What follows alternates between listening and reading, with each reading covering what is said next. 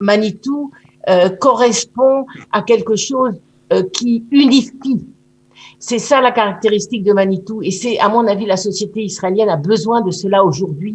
Donc il y a urgence, l'urgence de l'heure aujourd'hui, c'est effectivement de diffuser largement l'enseignement de Manitou.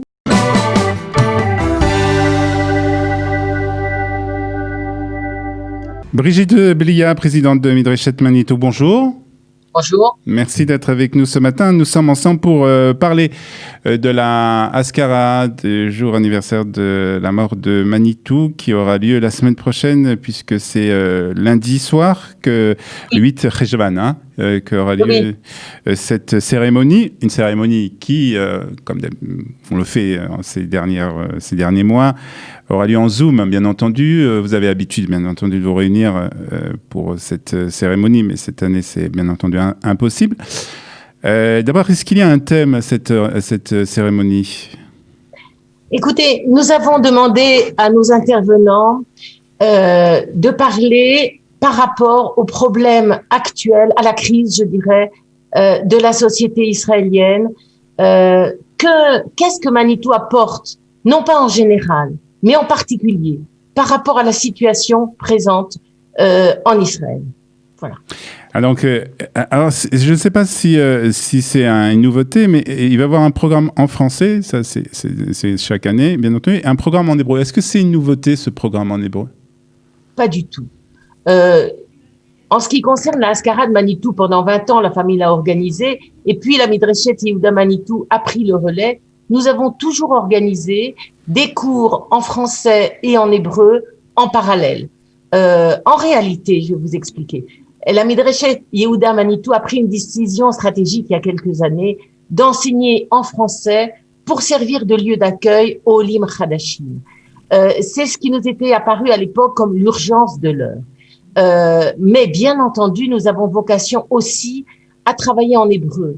Et l'urgence de l'heure aujourd'hui, en plus de l'accueil des Olim Chadashim, dont Manitou s'est toujours occupé, c'est à mon avis le problème de l'unité dans la société israélienne, et pour cela nous devons revenir à l'hébreu aussi. Alors, on peut parler un peu des intervenants, puisque, comme j'ai dit, il y a un programme donc en français, un programme en hébreu. On peut parler des intervenants. Qui va intervenir au cours de cette soirée ? Ok. Alors, nous avons, en plus des intervenants, je dois dire, nous avons des petits films très courts sur Manitou. Nous avons des intervenants donc en hébreu.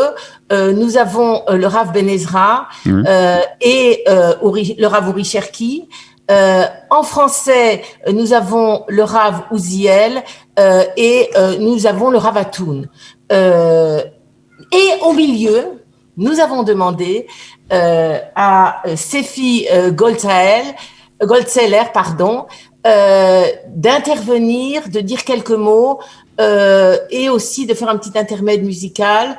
Sefi est quelqu'un qui a découvert Manitou, qui n'a pas été élève de Manitou parce qu'il est trop jeune pour cela, qui a découvert Manitou et qui diffuse l'enseignement de Manitou dans un public israélien jeune.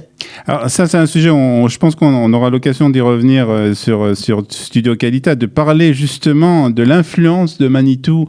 Alors c'est vrai que jusqu'à quelques années, il était très connu dans les milieux francophones en Israël et en France, bien entendu. Et depuis quelques années, on entend parler de Manitou dans les milieux israéliens. Comment vous l'expliquez ? Écoutez, très simplement.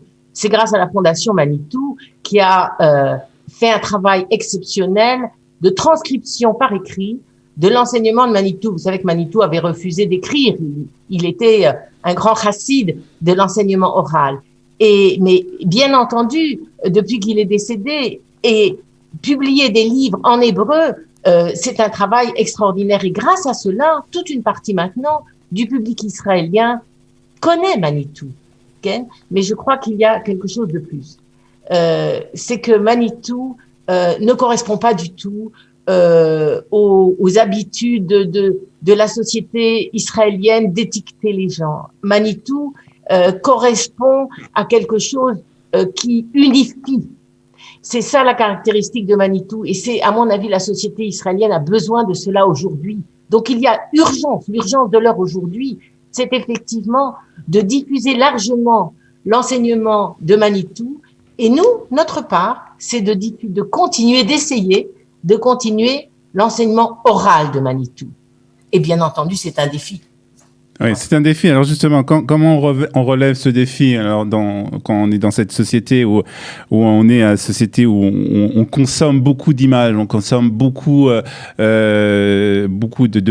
tout ce qui est film, tout ce qui est internet. Comment on arrive à lier ces deux choses, ce défi donc de continuer l'enseignement de Manitou et de le propager dans la plus grande partie de la population israélienne?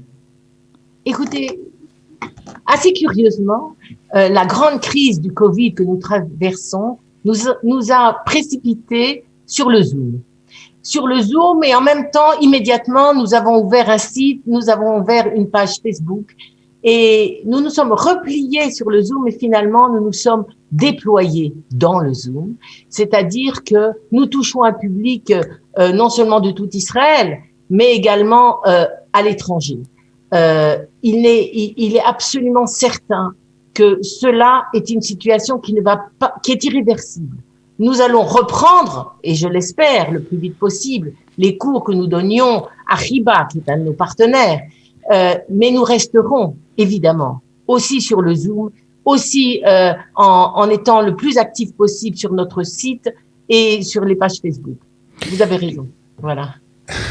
Comment vous pensez que Manitou aurait réagi justement à cette période que nous vivons, qui est une période assez compliquée de coronavirus, de dissension entre les différentes parties de la population israélienne? Est-ce que vous pensez, comment on peut imaginer que Manitou aurait réagi? D'abord, je vais vous répondre clairement. Jamais nous ne disons Manitou aurait dit que. D'accord. Ça, c'est un des pièges à éviter. De la même manière que nous ne nous contentons pas de faire connaître ce que Manitou avait dit, mais nous allons au-delà. Nous travaillons dans l'esprit de Manitou. L'esprit de Manitou, c'était clairement l'esprit de l'unité, non seulement l'unité des valeurs, mais aussi lui-même dans sa démarche. Il était séfarade, bien sûr, issu d'une lignée de rabbins séfarades, mais il a appris avec des grands maîtres ashkénazes. Il était à la fois, il a fait son alia, mais il n'a pas cessé de voyager en diaspora. Il a parlé aux grands de ce monde, notamment en Afrique noire, avec des chefs d'État. Donc, c'est quelqu'un qui comprenait l'importance du dialogue et l'importance de l'unité. Il avait cette expression très jolie, il disait, il faut être porteur d'unité. Porteur d'unité, à mon avis, c'est l'objectif primordial que nous devons nous assigner aujourd'hui. Unité, non pas seulement à l'intérieur d'Israël, mais aussi entre Israël et la diaspora. Et nous sommes très heureux d'avoir pris des contacts récemment et d'avoir pour partenaire, par exemple, Manitou l'Hébreu, qui est une organisation qui a été créée en France par Olivier Cohen et qui diffuse la pensée de Manitou en France de manière extraordinaire. Nous voulons avoir constituer un lieu de dialogue entre nous qui sommes des anciens Olim ou des nouveaux Olim, bref, des anciens de la communauté de France et les représentants et les membres de la communauté juive de France. Il y a un besoin d'unité aujourd'hui, de dialogue, et c'est cela notre impératif. Et justement, est-ce que pour terminer, est-ce que vous pensez que justement les membres de la communauté Olim, ceux qui sont venus de France avec peut-être cet esprit d'ouverture un peu plus important, ont quelque chose à contribuer à cet effort d'unité? Sans aucun doute. Sans aucun doute. Nous avons une approche différente. Regardez, en France, pendant des années, ashkénazes, séfarades, religieux et non religieux, vivaient en excellente harmonie. On disait celui-ci, c'est un froum, c'est-à-dire il est religieux. Et alors, il fait partie de la famille. Cela, il faut absolument... Le minimum commun des EI, rappelez-vous. Tout cela, ce sont des choses dont la société israélienne a besoin. Très, très clairement. Et je pense que c'est notre travail, vous comprenez. S'intégrer dans la société israélienne, ça n'est pas forcément devenir exactement comme les Israéliens. C'est apporter ce que nous avons à donner, et nous avons beaucoup à apporter à la société israélienne. Je voudrais pas terminer sans remercier nos partenaires. Oui. Nous avons de plus en plus de partenaires, d'ailleurs, je dois dire. Pas seulement Riba où nous donnions des cours, mais l'ILMOD qui nous permet de travailler très bien sur Zoom et le Roug Manitou et Kalita et le CNEF. Enfin, c'est extrêmement important. Ça va dans le sens de l'unité. Très bien. Alors Brigitte, justement, on va terminer quand même par en disant quelques mots pratiques. Comment on fait pour se joindre à vous pour donc cette cérémonie soirée à la mémoire de Manitou lundi soir à partir de 18h? Écoutez, il faut s'inscrire. D'accord.